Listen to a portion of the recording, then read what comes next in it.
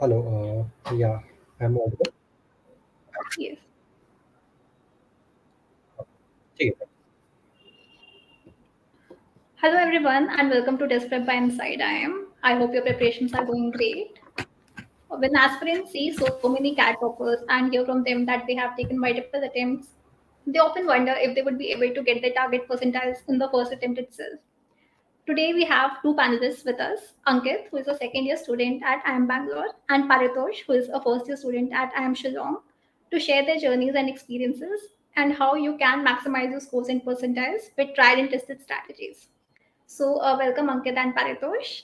Please introduce yourselves to the audience. Uh, Hi, Arpita. yeah. Thank you for the introduction. Hi guys. My name is Paritosh Nair. I'm from Ahmedabad. I did my BTech in Electrical Engineering from Charota University of Science and Technology in the year 2018. Post that, I have 45 months of professional work experience in the customer support and operations domain. Currently, as Arpita mentioned, I'm a first year student in IIM Shillong. So thank you so much for having me here, Arpita. Great. Ankit?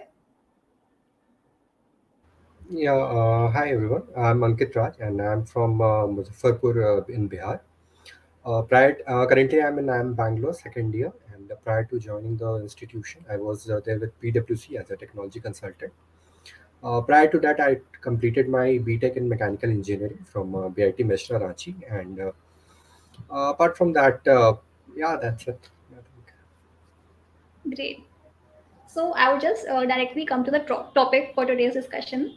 Do you think that someone who has already attempted CAT does that person have an edge over someone who is attempting it the first time?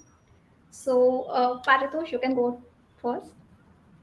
Um, I think definitely there is an edge, but I don't think it's something that can't be covered by someone who is trying it for the first time. The edge comes from the factor that you have been in the test-taking environment and you know what it means to give in that constrained environment, right? So you get that edge, you get a sense of what your strengths are, what your weaknesses are, and I think experiencing that D-Day definitely is something that adds on when you are giving your cat the next time. But that being said, I don't think it is going to take anything away from the people who are going to give it for the first time. If they are consistently giving their mocks and trying to go through the proper steps of preparation. Right. Ankit, your views on this?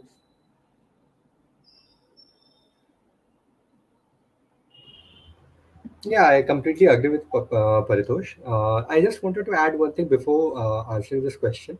First of all, we need to know who are the repeaters. Because for many of us, what happens is that our parents say that just give this test once to know the feeling of this test. So, and they are giving it for the second time also. So, can we call them if they give it the next time also? So, can we call them repeaters? So, probably not. Right. I think with preparation and then they are giving it the second time also. Now this I would say, if I completely agree with Parito that yes, it is a slight edge, but it is not something that cannot be covered with like practice and giving frequent marks. Right. Before we go ahead, can you both share your previous attempts and how much did you score in them to give an audience a better idea about your profile? Yeah, Yeah. sure. Yeah, Ankit, you can go ahead.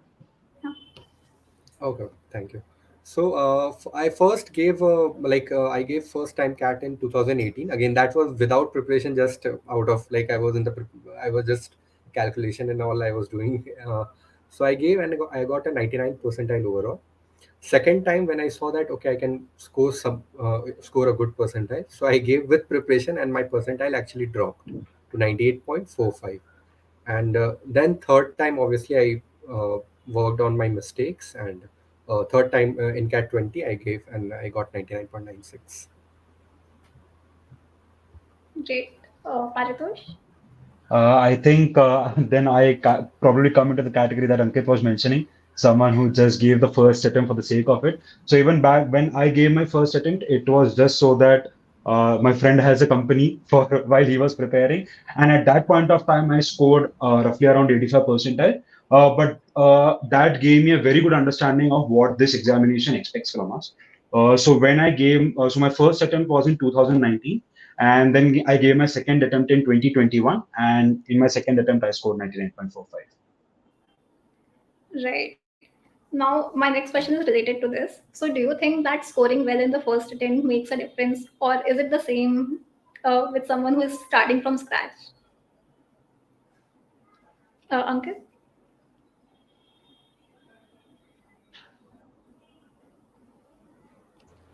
Okay, can I go ahead with this question? Because Yeah, sure. Yeah, if you see my case, then in the first attempt, like with a very minimal preparation, I would say I scored 99, and then when I gave it with like complete preparation, my percentile actually dropped to 98.45. So that is a somewhat I won't say exact proof, but that gives somewhat an idea that even if I am acquainted with the environment or with the cat platform, it is not always that you will get an edge. It is not always that you will definitely score more than that, or the questions are never going to be the same. Yeah, obviously the pattern is same, like uh, in fact in 18 to 19 the pattern actually changed, but that was not the factor. Sorry, I think from 19 to 20 it 19. changed, but 19 to 20 it changed, but that was not a factor. That was not, I won't say that was a major factor, because again that was applicable to all, and it is a relative marking.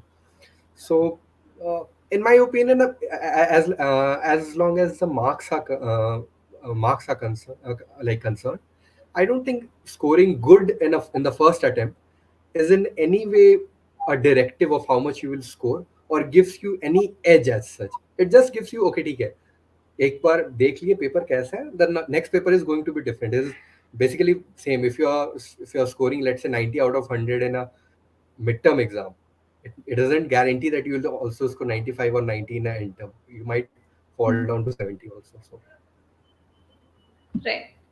Paritosh? I think I agree with Ankit more or less. I think the only thing that kind of helps you understand is that, I have the capability to score this much. You get that realization. Yes, I can also get probably 95, 99. But that doesn't take away from the fact that when you're giving the examination the second time or the third time, you still have to do the preparation, you still have to give those efforts, and you still have to be in your plus A game, right? Definitely, like when you score that high, and what happens is usually when you're scoring that high, some people are able to understand what their strengths are and weaknesses are and where these scores are coming from. All right. But people failing to do so, what they certainly do in the next time around when the examination is coming is that they're just taking a blind hit, right? So that won't help you. So I think it's just being aware of your strengths and weaknesses, irrespective of how much you're scoring. This is applicable to anyone, whether you score 80 percentile or a 95th or a 99th. Being aware is what will help you have a consistent score, whether it's in your mocks or your CAT percentiles. And I think this is a warning that a lot of your seniors or maybe your friends would be giving, that yeah, just because you scored a 99 this time, don't be in that mood ki next time also you'll get, because there are a lot of uncontrollable factors on the examination day. And no matter how much you try, you won't be able to cover that, right? So yes, but yeah, more or less, I think it's all about the preparation that you're doing. Right. Now, since both of you have scored significantly high in your last attempt, so can you share some tips and strategies which you implemented which actually made you take that jump in scores? So, yeah, Ankit, you can go.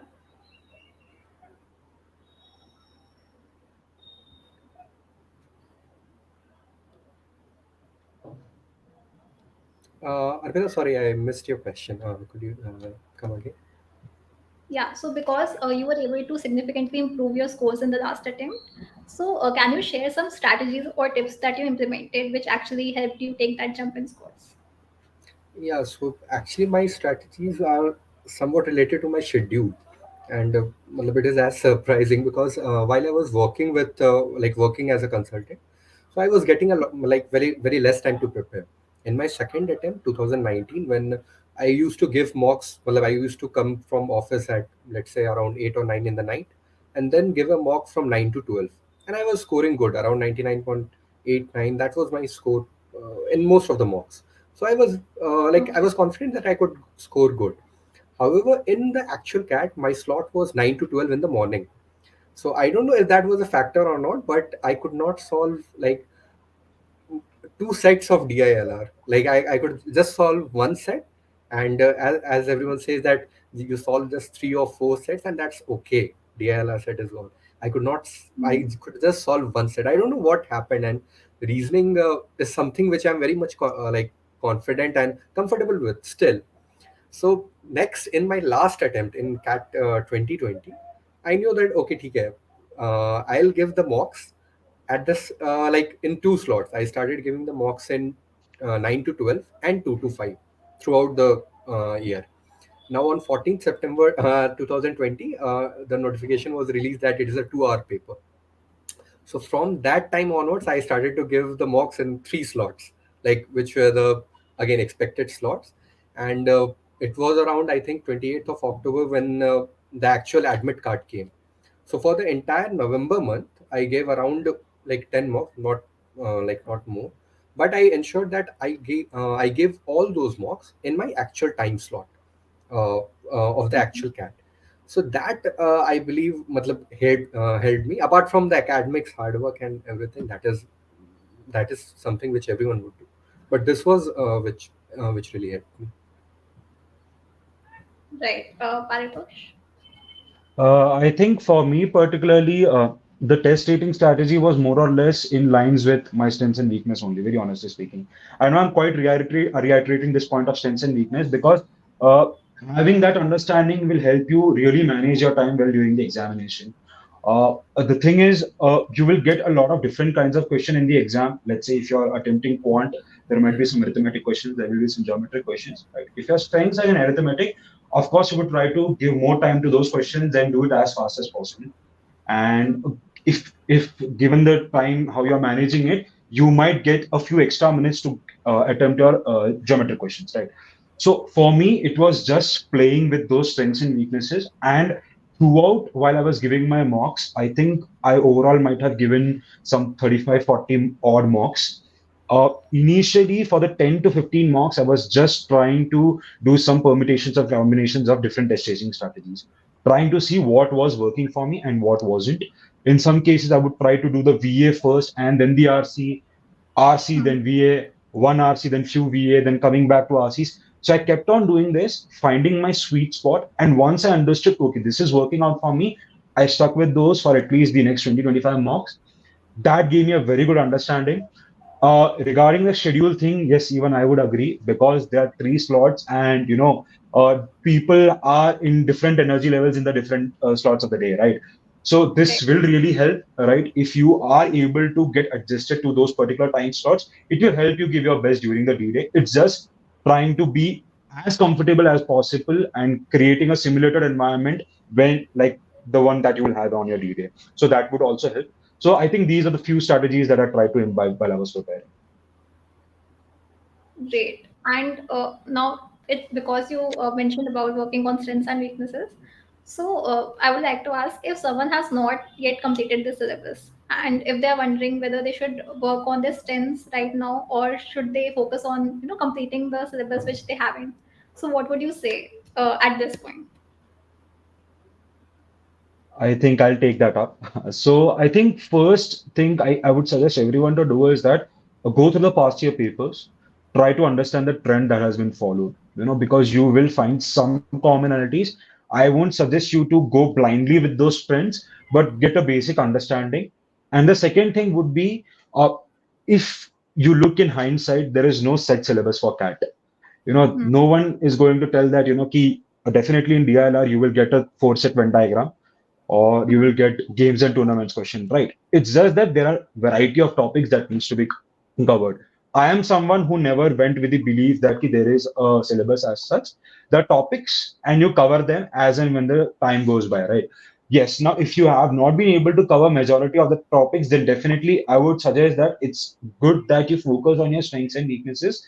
And while looking at your weaknesses, it's good to see what is it. Is it because that you don't understand the topic well, or is it because of some concepts that probably you might not have done well in that sense. Some people, they must have covered the entire geometry part, but probably must have left a topic or two thinking that these are not relevant, right? So understands where those weaknesses are coming from and just try to make sure that your baseline is set. All right. If in case you get a question similar to these, at least you should be able to attempt it. But my suggestion at this point of time would be it's better to focus on your strengths and try to properly have a test taking strategy, because at the end of the day, CAT is all about how you manage your time and the kind of strategy that you're applying. It doesn't matter if you know 100% of the syllabus. If during the D day you're not able to do these two things well, there's a good chance that you won't be able to score the percentile that you're thinking. Great. Right. Ankit, your views on this? Yeah, I completely agree with Paritosh. And I'll just add one point. I still believe that it is the almost second week of September. So you Hmm. might have, I would say, 15 to 20 odd days more. If you want to have some topics, like learn some topics, I would say that there are always easy, medium, and hard questions. Whichever materials you are following or whichever books you are following, they'll specifically mention the types, like easy types questions, medium types questions, and hard types questions. Hmm. uh, I would say if you have a lot of topic to still left to cover, please at least go through the easy questions, because in cat what will happen that difficult questions never make your percentile. It is always the easy, like if you leave an easy question, your percentile will be dropped. If you even solve a difficult question, your percentile won't that much increase. But it is a medium level questions which actually make a difference between the topper or a, I would say, a 70 or a 80 percentile. So if you want to cover the syllabus, I would suggest go with the at least easy questions with the some of the most frequent topics of cat past years. Right. Now, I would want to ask you both is that what are some mistakes which you think that aspirants usually make? You can tell from your own experiences, or if you would have noticed your peers making those mistakes. So, yeah. Okay, so I would like to answer this question, but before that, can I have a short simulation, like just verbal simulation? That I think that will help. So let's suppose that there is an easy question in the examination, very easy question in the examination. So how many people, how much percentage actually will actually solve that question? I think if it is a super easy question, then definitely 80 to 90% will at least attempt that question if it is a super easy question. And among those 80 to 90%, 80 to 90% again will definitely get it correct also if it is an easy question. So around 72%, 80% of 90%, or like 80% of whatever you take. So around 70% people are getting the benefit of an easy question. Take it, keep it aside. Think of some another scenario. There is a super difficult question in the examination, super difficult. So how many people will attempt it given that like time constraint? And in the actual examination, I think around 20% will attempt it if it is a super hard question. And among those 20%, I think not more than 40% will get it correct if it is a super hard question. So 40% of 20%, what is 8% people? So if it is a difficult question, just 8% people are getting the benefit. And if it is an easy question, approximately 70% people are getting the benefit. Conversely, if I say, if you leave an easy question, 70% people will get ahead of you. And if you try to solve a difficult question, you are just among what, 8% people. And if you integrate this logic over all the questions in the cat, that is your final percentile, right?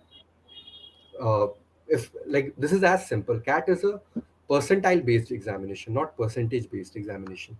So uh, I think this is something which every I would say, not just the repeaters.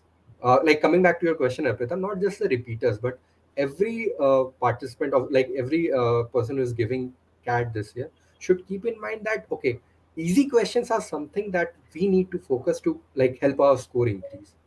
Hmm. Not giving much time to the difficult questions. And as Paritosh mentioned, have your strengths and weaknesses clearly defined. Yes, this is my strength. So I'll attempt these questions first because I have a higher probability of getting that correct. I can find that, okay, that is my strength because I find that easy. That is my weakness because I find that tough. So if that clarification is there, I think that could be very beneficial. Great. Paritosh, you would want to share something on this? Uh, yeah, I think I completely agree with Ankit because having that understanding will definitely help. What I just want to add on is that what people usually do is going with a preconceived notion about how much do I need to score to get into my dream B school. You set a target for yourself, but you don't focus on the journey to achieve that target.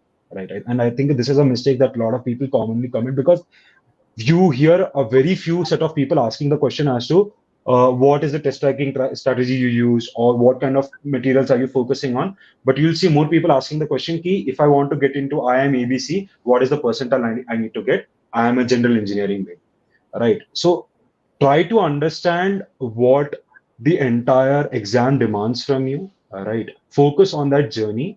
Result will come if your preparation is on point, if you have done the required amount of effort, definitely it will be there.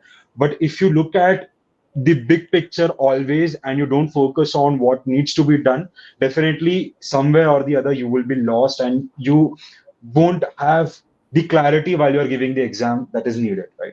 So I think that is a common mistake that a lot of people do, at least from the peers that have interacted with me have also done. So I think that's something aspirants should keep in mind.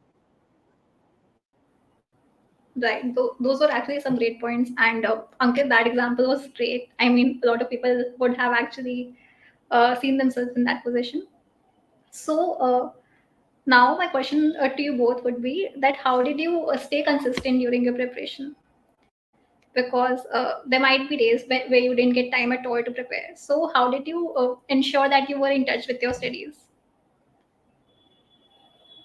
Okay, I'll take it up. So I was working while I was simultaneously preparing for CAT.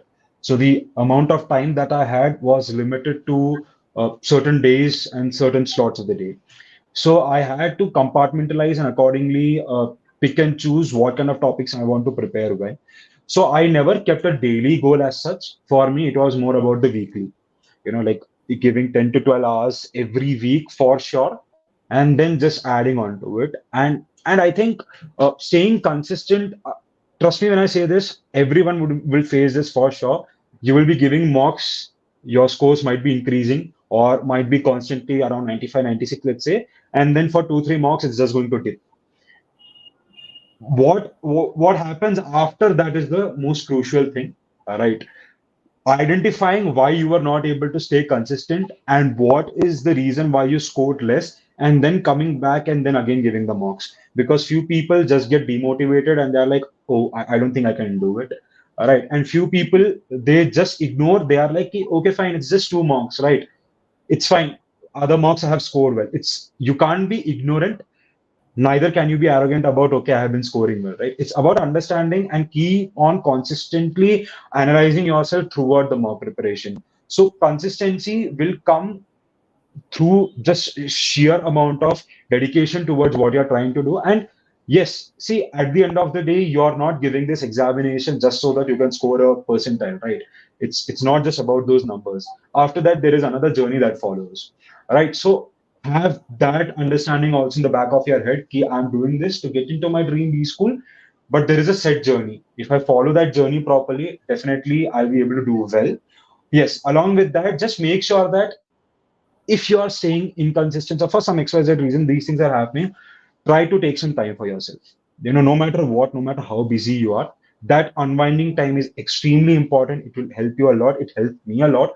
There were times when I would just not prepare anything. I would just go online to different platforms and see the kind of questions that are being solved, or just get some tips. Or I won't solve anything myself.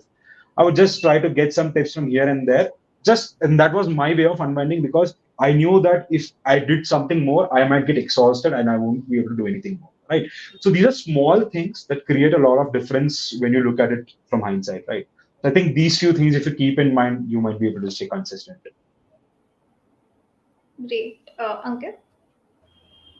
Yeah, I agree with Paritosh. I actually view it in two perspectives. So, my first perspective would be that again it revolves around the question, why are you giving this examination CAT? Has someone forced you to give it, or are you giving it because either you are frustrated out of your job, or you want some better positions in life? Whatever be the motivation, whatever be it, your parents haven't forced you to do CAT.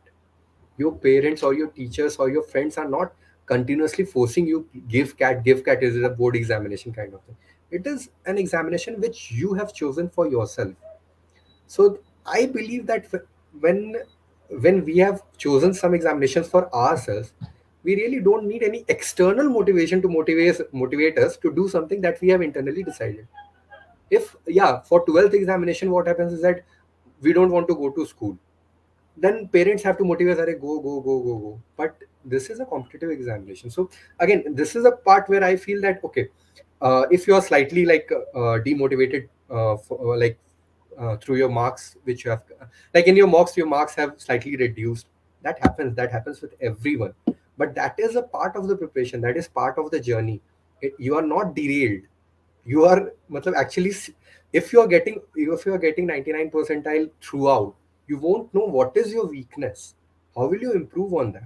Even let's say the existing coaching institutes or whatever materials you're following, that is based on past year papers. Definitely IIMs are not going to set the same same 10 paper next year.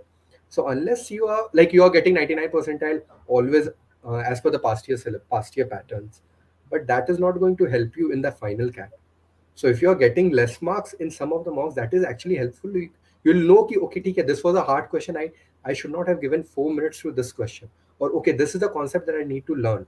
You'll learn it, and then the next few mocks, when that question comes, you'll be able to solve it. Also, to take some time of refreshment is again actually a part of the thing. I always prepared, I would say 3 to 4 hours daily. It means that I won't miss one day and prepare practice 8 hours the next day. I won't do that. What I did, I used to maintain 3 to 4 hours daily. So, and sometimes what happens is that obviously you are bored of this. So, okay, if you are bored, take some time out, because if you are bored and you are trying to study, you're not like we are not some kids like someone is standing with a stick and we'll have to study. No, it won't happen now. So it's just that if you are studying in that mindset, then obviously you will be like sitting for 3 hours, but your mind will be not even there for 10 minutes. So there is no use of that. I'll rather suggest you to take a sleep for 3 4 hours, because the next 2 hours at least that will be 80 to 90% efficient, which will be beneficial for you. So taking rest is actually part of the journey. It's not something you are being derailed. Don't think like that. Great. At this point, I would want to tell you all about Inside IIM's mini mock test series. These are three sectional tests, which are just 18-minute daily doses, which you can take anytime during the day. Even if you get like 18 minutes between your work, you can just take them so you stay in touch with your studies and don't completely lose touch if you are too busy. So do check them out. We have 300 plus free sectional tests on our website. Link is in the description as well as in the chat. So now coming to this point only about mocks. How important were mocks in your preparation? So and when did you actually start giving them? Both of you.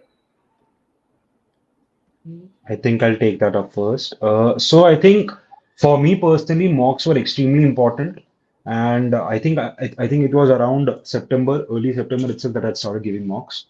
Initially, keeping it a bit low, like just giving a mock every week or maybe max to max 2 mocks. And it was around the mid-October where I really started pacing myself up, and I started giving multiple mocks. I think every alternate day I was giving a mock at that point of time. So, why mocks were extremely important was because, again, I think just adding on to what I said earlier, right? And what even Ankit mentioned, you understand your strengths and weakness. I think it's extremely clear, and that becomes even more clearer if you're analyzing your mocks well. And I think this is, again, one of the things a lot of aspirants miss on. They give the mock, but they don't analyze it. Right. So, analyzing is the key. You can give 100 mocks, but if you don't analyze, you won't get the same output as someone who is giving 30 mocks and he's thoroughly analyzing. Right. Analyzing is the key. And how you do analysis is not just going through the solutions. It's about actually seeing how much time have you taken in this question. Is there a better way to solve that question? Okay, if there is a better way to solve that question, let me note it down and let me go back to it while I'm revising or I'm going through it. Same goes for if I'm going through my RC or VA. If there was a question, if there was a critical reasoning question and I missed out on certain answer, why am I missing out on it? Was there an inference in passage that I had not interpreted right? Or is there some external, the other options that made me deviate from my actual line of thinking? So analyzing is the key. No, it's a lot of people quite often ask like, how many mocks should you give? There is no fixed number as such. I think it depends upon aspirant to aspirant. If someone is on, let's say, the different levels of preparation, right? If someone is on level 10 and if someone is on level 20, maybe the person who is on level 10 at this stage, at this point of time, may not necessarily have to give the same amount of marks as someone who's on level 20. He can rather focus on doing sectional tests or maybe giving topic wise tests and trying to improve their topics and then going to the marks. So there is no set number as such, but I think loosely what a lot of people try to do is at least give 35 to 40 mocks before the exam. So yes, mocks are important, but I believe more important than that is analyzing those mocks. Right. Ankit? Yeah, completely agree with Paritosh, especially on the point of analyzing the mocks, because taking the mocks and not analyzing them is not at all useful. Why are you taking the mocks then? Just to see your percentile? That is not going to help. Again, like when we used to take our board examination, we didn't give took any mocks as such, or even just one mock test paper we took before going to the board examination. Why so? I just sometimes wonder why in the board examinations or school examinations we don't used to give any mocks, but for any competitive examinations we definitely have to give mocks. That is because the competitive examinations are relative. That is the only reason. If they had been absolute, I would say that give mocks, take your score, don't even see the percentile. That's okay. But since they are relative, you will have to continuously gauge your performance relative to what others are doing, and that platform, that is only possible through mocks. That is why you have to. I would say for a CAT preparation, definitely 70 to 80% preparation is done through mocks and their analysis only. And again, analysis is definitely the most important part of CAT preparation, because that as Patosh was mentioning, you should know your strength and weaknesses. You won't get it by reading the theory, you will get it after analyzing your mocks only. Hmm. So Right. Any particular test taking strategies which you used to apply to the mocks? Because usually some aspirants have these strategies about how they divide the paper into easy or difficult questions, or they go take one question at a time. So, how did you go about solving the questions? okay, I would say that I was reasonably good in quant and DILR, and I was super weak in English. Matlab, you can even know from my the way I'm speaking that I'm not very much comfortable in English. So what happened that I was a student who used to get a -3 in English, initial mocks, and I didn't know where I was making the errors. So the day again, it was through analyzing the mocks that I came to know that I was spending time on reading the RCs. I was reading the RCs but not solving the questions, and I like that. An idea clicked me that obviously reading the RCs is not going to fetch me marks. It is the questions that is fetching me marks, right? So what is the point of reading a, let's say, philosophical passage of which the questions are super difficult, the options I cannot comprehend? Definitely I'm going to leave that question. Then why am I reading the RC? Is CAT is not going to give me marks for reading the RCs. So as of VARC, like again VA section, I'll talk about it later. For the RC section, what I did, let's say there are 3 or 4 passages. So at first, I kept in mind that okay, I know my English is weak. I don't need to solve all the 4 passages. I will solve only 2 to 3 passages. So I skim through the passage. Let's say one passage is on cricket or a sports, another is on, let's say, some fact based questions on some animal or something like that. The other question is about politics, and then the next passage is about some philosophy. So I'll just leave the philosophy passage. I don't want to read it, the 6 questions, because even if I attempt it, I'll get a -1. So I don't want -6. That's it. Leave it. I'll start with that animal wala question because that generally has a lot of factual based question. You just have to look up the options which among the following is not mentioned in the passage. Okay, ठीक है. So तीन option mentioned है. Just देख लो एक कौन सा नहीं mark करके निकल जाओ. So that those type of questions, factual based, I used to solve. So gradually I improved on that basis. From -3, I used to start getting single digit positive marks. And again, when I analyzed, I found that okay, I am getting the factual based questions correct, but there are some inferential based questions also which are like like if I'm giving cat, then I'm reasonable enough to understand that okay, the other three options are not correct. Many a times what used to happen that two options are always eliminatable. Like I could always eliminate two options, but among the next two options I could not solve. Okay, that happens. What I used to do, if I clearly had a like rule in my mind, since I don't know how to solve English, if I am unable to like eliminate two options of a question, like if I'm confused between three options, I'll simply leave it. I won't put my ego. I don't know the question. Thank you. Just leave. So that used to save my time a lot. And that time I used to give in VARC, because in VARC, what is the issue that especially in parajumbles, four sentences parajumbles, if you give enough time, na, you will get the order. And whatever marks I don't say I won't say that I lost in RC. Whatever my marks I left in RC, I used to gain that in VA. So this approach helped me in VRC in the English section to score marks. So Paritosh, if you could like continue with some all the sections. I think VA, Ankit has really covered well. I don't think there is a better way to go about VA particularly. I think I'll just mention one point is that upon reading the first two or three lines, as he mentioned it, upon skimming the passage, if you understand that, okay, this is going out of my head, leave it. It's better you leave it because otherwise you're just simply wasting time. But the other two sections, DILR and QA, that is honestly about understanding what is the question, how much time it would take, and how accurately I can give. One thing a lot of aspirants miss out on is the accuracy game. Accuracy is the key.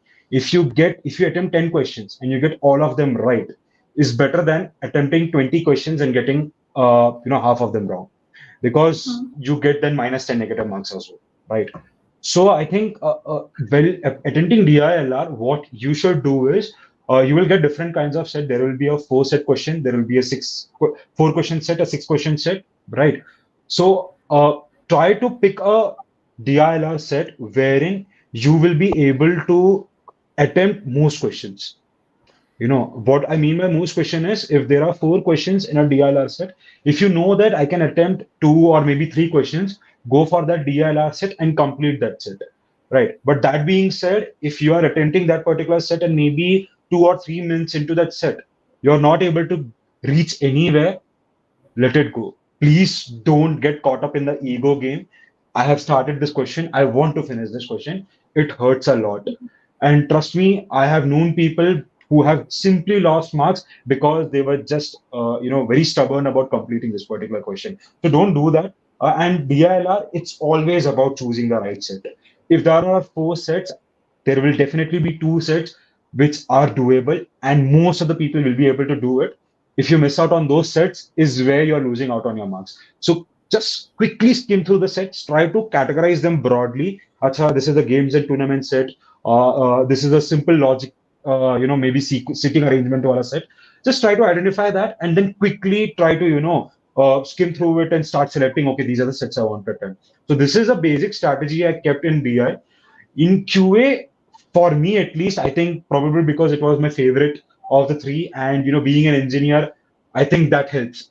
I won't say non-engineers have a disadvantage, but being an engineer, you just are a bit faster with the calculations. So for me, I just would go blindly hitting into the QA. One by one, started into the questions. But yes, there was one rule. So as you mentioned, Arpita, that there is a strategy, right? Easy, medium, difficult. You categorize the questions based on that. I never do that because I think people spend a lot of time analyzing whether this question is easy, medium, and difficult, and they lose time on that. What I rather do is if I'm attempting a question and I'm not able to reach anywhere in the first 20 seconds or 30 seconds, leave it. move to the next question. Likewise, I keep doing it, and as I mentioned earlier, like you know which topics you're most comfortable with, right? So you will definitely try to do them first. The topics you're not able to comfortably do, you just skip those questions and you come back to it. You mark them for review, or and then just while you're doing the second iteration. So for me, it used to go this way. First, if like for me, there were 22 questions in QA back then. So 22 questions, I would give a first run through. Maybe in the first run through, I would have done some 10 or 11 odd questions. I would have marked some questions for review. Then in my second run, I'll again go to the mark review questions. Again, I'll attempt those. And maybe in the last 2 or 3 minutes, if there is some time left, ideally I used to give this time for theta questions wherein there are no negative marks, because I knew if and all, maybe by some luck, sheer luck, I think those 2 3 minutes I'd kept aside for my luck. If that helped me out, maybe I get a question right, or at least if I'll give some attempt over there. So this is I usually would attempt my QA section. And yeah, I think more or less this is the strategy that I applied in throughout all my mocks as well. In Okay. DILR, I would like to just include one point. Like, assume that you are the question setter, and you are setting a question for, let's say, class three, four students, three or third or fourth class students, and you have to find, let's say, the top 10 out of 100 students. So, what is the type of questions in terms of like easy, medium, hard that you'll give to them? And like, if you have to give them 20 questions, then I would say that, or if you give all of them easy, then all of them will solve. You won't be able to find the best lot. If you are giving all of them difficult, then no one will be able to solve. Again, your objective to get the top 10 won't be solved. So you'll give a random mix. You'll keep, okay, let's keep 3 4 easy questions, 3 4 difficult questions, and 10 medium questions. That exactly how the DILR questions are set in any paper. So if you are, let's say, if you have moved onto a set, the set has 4 questions, you have solved the 3 questions. The fourth question is definitely difficult. That's why you're not able to solve. And the examiner has deliberately put it so that you give, like, you spend time there and you're not able to solve it. So at least they would know that, okay, you are not good in time management. Because anyway, they are looking for the best, I would say, managers. And if you're Right. not able to understand that, okay, it's taking a lot of time, let's just solve 3 and move to the other set. Let's again solve 2 in that set. Let's again move to the other set. So again, that revolves back to solving the easy questions. If you solve just 1 or 2 easy questions in all the 4 or 5 sets, that is what, I would say, 8 to 9 questions. 9 threes are 27 marks. 27 marks, you can see that it is roughly around 98. I would say 95 to 99 percentile. If Right. you are like, if you have solved a good set 4 questions, then you can easily score 99 percentile in DILR. I think just adding on to that, I think most of the people, what they do is you maybe choose a wrong question, you get stuck at it, and that's when you lose your rhythm, right? And you're not able to get back on track. So at this point of time, it's better. This is something I even did in my last CAT attempt, where I got stuck in a question. I realized that I had wasted 2 questions on a question that I won't be able to get an answer to. I quickly went back, saw what are the remaining questions. I think I had some 5 odd minutes left. I quickly went on to those 5 questions and I picked, okay, this is the one I think I'll be able to solve, and I went ahead with it. So if you at that moment get flustered, seeing a very difficult question, and you're not able to attempt your other questions well, that is when you are losing the game. Your preparation will be on point. You would have done everything right. On the day of the examination, what matters most is the presence of mind. You would have the best tasting strategy of all the aspirants out there, but if your presence of mind is not there, I don't think, irrespective of what strategy you have, you will be able to ace the examination, right? So as Ankit mentioned, you realize that this is a difficult question. Okay, and keep it aside. Okay, you have given enough time on a set. You have scored enough. Let's move on to the next one, right? Don't get caught up in that game, right? Great. We'll take a few audience questions. We have three of them. So Divyansh Rathi is asking, I'm in beginning of my prep. So what approach should I follow till the CAT day? So advice for someone who is beginning now. Any of you can Okay, go. Yeah. I think I'll take that question up. So I think first and primarily, what you need to do is just go through the topics that are quite frequently asked in CAT, right? Just try to understand that. cover the basics, start preparing topic-wise questions, start giving those tests first, and then move on to the sectionals. I think in such a situation, if you're starting your preparation right now, mocks can be held for maybe roughly a month. I won't say to keep them delayed for a very long time, because mocks are extremely crucial. So and just because, and again, if your syllabus is not complete, don't think that you can't give a mock. It doesn't work that way. Okay, you give your mocks when you feel you're most confident and you feel that okay, fine, it's best. Let's see how much I have prepared and where I'm standing. Right. So anyone who is preparing right now, understand what the syllabus is. Try to cover the important topics first. Like me, arithmetics, the geometrics.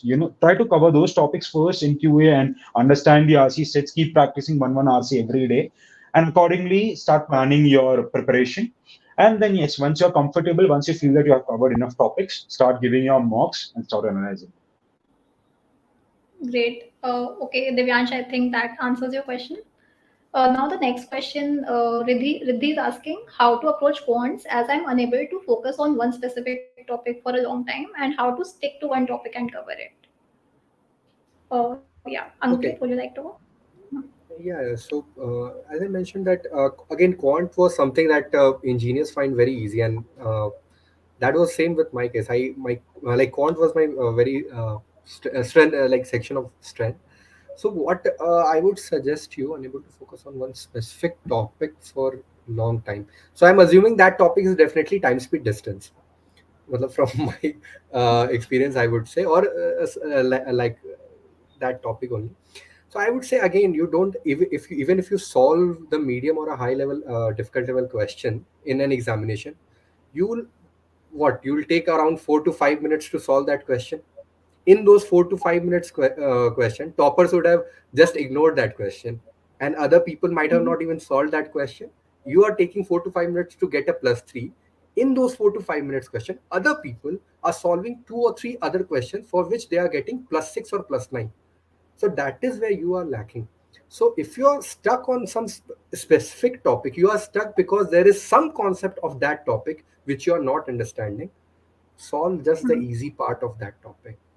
Because I would say again, since it is already September, had this session been in, let's say, March or April, I would have advised otherwise. But since it is already September, I would say focus on your strength, focus on the easy questions. If you are able to solve the easy questions of that topic, see a few medium questions, look for the mock questions, see if you are able to solve it or not.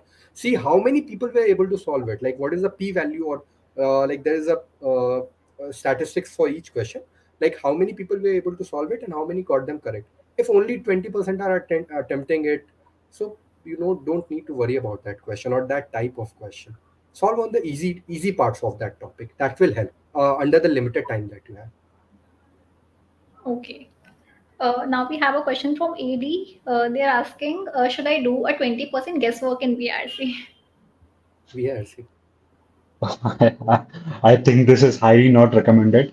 Guesswork, I don't think will help. Maybe in certain cases it might fetch you a +3 or a +6, but guesswork I would highly recommend not to. Uh, it's just if I have to say, you have to guess, better guess data questions. Take it, like because you won't secure any negative mark also if you're scoring it wrong, right? But otherwise, highly suggest not to guess any random answer, because what you do is you reduce your accuracy and thereby your percentile. Because at the end of the day, when you look at someone who is attempting more and being less accurate, his percentile would be definitely less compared to a person who is attempting less and being extremely accurate. Right. So there is a sweet spot between attempting the right amount and having the right accuracy. So go with that. Guesswork, I don't think in the long run is going to help you secure a lot of high percentile. Right. Okay, now we have a question from Saket. He's asking, what sort of percentile range do toppers usually get in mocks? So you can share what percentiles you used to get in mocks. Okay. Okay. I'll just Saket, I'll answer your question. Let's say there are 10 students who are giving a mock. Okay. You get 7 marks. So I'm assuming, let's talk in that sense. So your percentile is what, 70? There are, let's say, 100 people, and your like the marks you are getting is 97. Like you always do a -3, assume that. So now you're getting 97 percentile. So what sort of percentile range do toppers usually get in mocks? This is, I won't say relevant questions, because why do you want to know that? No, that is of no use. Toppers might get a 85 percentile. I've like the first mock I gave, I was around 60 percentile in the first attempt, like first mock. In the second time of my preparation, I have scored from 70 percentile to 99.9 percentile. I have got each percentile with a normal distribution. So, matlab, you won't get any data from that. That is my opinion. Okay. AD is asking, are free mocks of any use? So I would just like to answer that. Any kind of practice is actually good. So, I mean, for practice. So, yeah, you can Uh, give your views on this. I would say those are of no use, because why are you giving mocks? You want to understand your relative performance vis-a-vis others, right? Others, who are the others who are trying to, like, who are preparing for the CAT examination, right? So they are not giving that mock. You might have scored, Hmm. let's say, 98 out of 100. You might be the 100 percentile in that mock, but no one. You are the sole runner in that race. So that is not a very good, I would say, reflector of your performance. Well, that is my Right. opinion. I think I differ a slight bit over here. Like it's not good to gauge yourself per se as to how I stand amongst the crowd, but on an individual level, I think it might be helpful because I took leverage of such free mocks.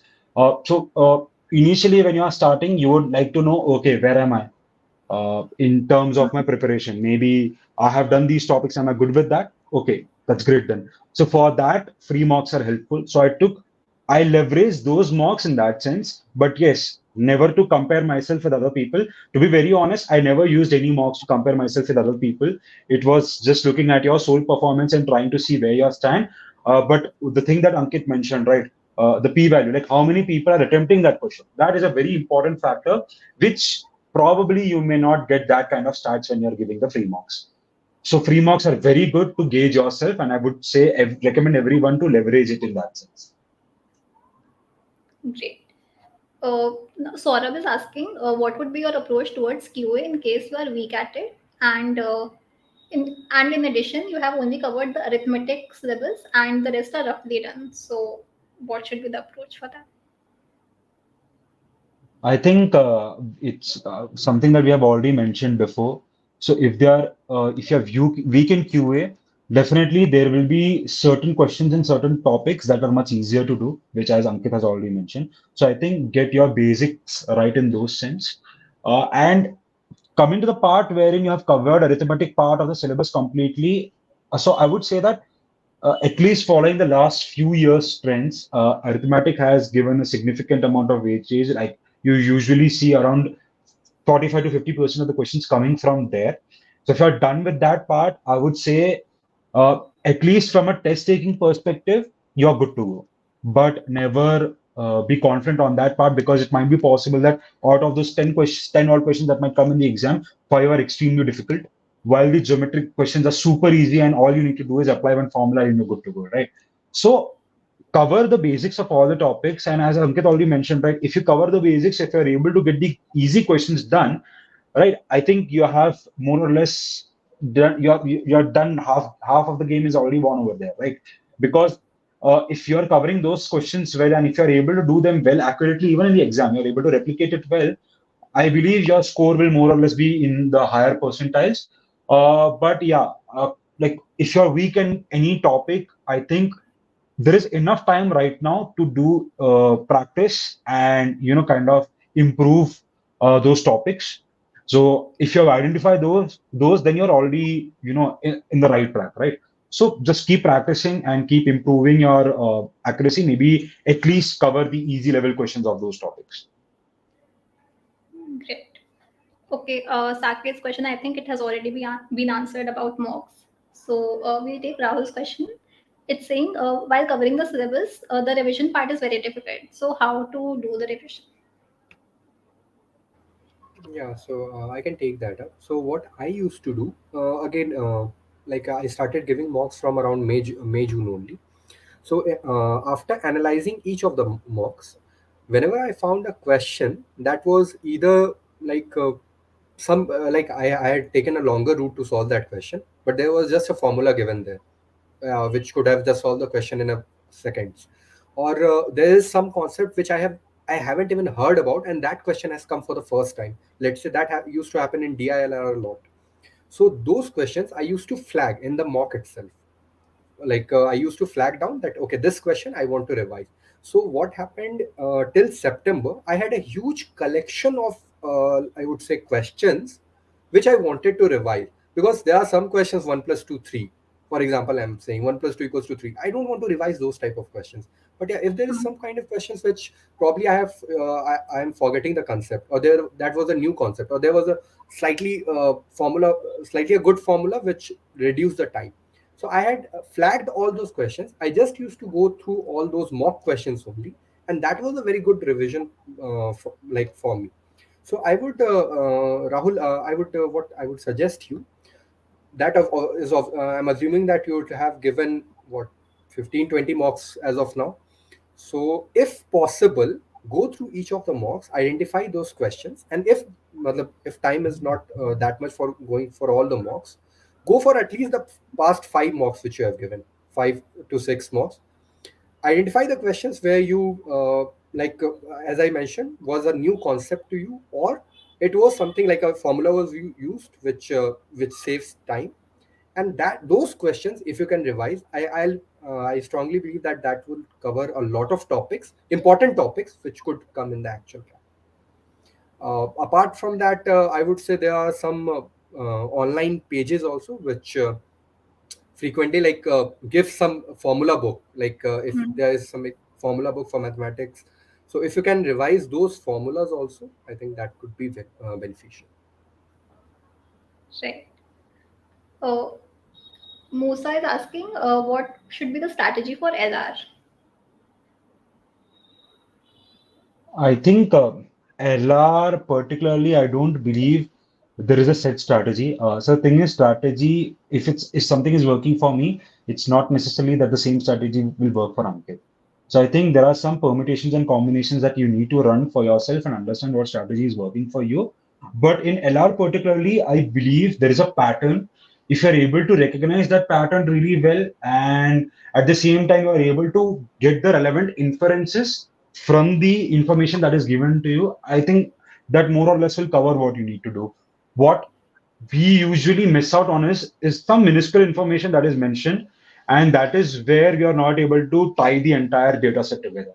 All right. So in LR, especially, I think data interpretation, what usually happens is that there are a lot of data points mentioned. And if you are able to correlate that well with the information that is being asked from you, more or less the question is done from you. But the logic, but in especially in LR, there are a lot of inferences that need to be taken from the information that is given to you. So strategy, honestly, I don't believe there is any set strategy for this because as I mentioned earlier, right, these inferences can be varied. So just try to give as many sets as possible of LR, practice it, refine your thinking. Once you are in that thought process, I believe it will become easier for you. Maybe initially you might be taking some 15 to 20 odd minutes to complete one set, and maybe later on that might reduce to maybe 10 to 12 minutes, right? So just keep practicing and keep trying to do some permutation or combination of what is working for you and what is not. Great. Okay, now we'll just take the last question. Rishita is asking, how did you guys keep your calm during the cat prep? How I did think the wrong question is displayed on the screen. how do you're calm? First of all, I was in my work ex, so there was no calm as such. But I would say that, see, even after a rough day at work, or COVID really helped. First of all, during my time, what happened that work from home happened, and we all went to a home. So definitely, flexible work hours gave a bit of calm in that sense. But if you're talking about well, from what I understand with your question, I think that you are continuously fed up with reading and all, like, and then you don't know what to do, how to keep it. So listen to some music, listen to talk to some people, or do whatever you want to do. That's okay. That is, again, as I said, part of the journey. You have to be at least 90% efficient when you are actually giving the mock or preparing for CAT. If you are not doing these kind of things, then you will be 30 to 40% efficient in your cat preparation, which is like more lethal, I would say. So how do you keep your calm? Eat home food, whatever you want to do, like listen to music, watch some series, that's okay. Because even like many of my friends during their interviews in like for the B schools, they were asked what kind of, let's say, movies you watch. So if you have a good list of movies on Netflix or Amazon Prime, that is also going to help in some way or the other. So I mean, Great. I follow your think, hobbies, I would say. Yeah. okay, I think the time is up. You might have other things to attend to now. So, thank you so much, guys. This was a very insightful session. I hope the audience could resolve a lot of their doubts through the session. So, thank you so much for joining us, Ankit and Paritosh. Thank you to our audience for joining us. And we will see you in the next webinar very soon. So, yeah, goodbye. Thank you. Thank you. Thank you so much.